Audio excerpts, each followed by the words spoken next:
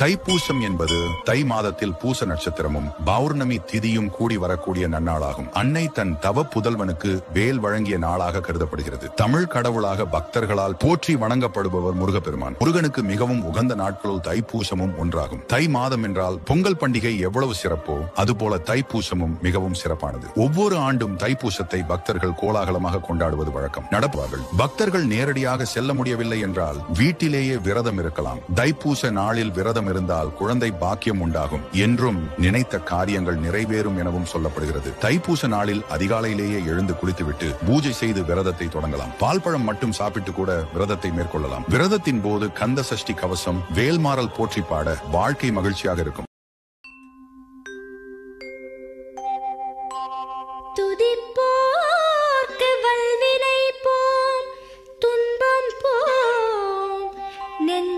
பதிப்போர்க்கு செல்வம் பலித்து கதித்தோங்கும் நிஷ்டையும்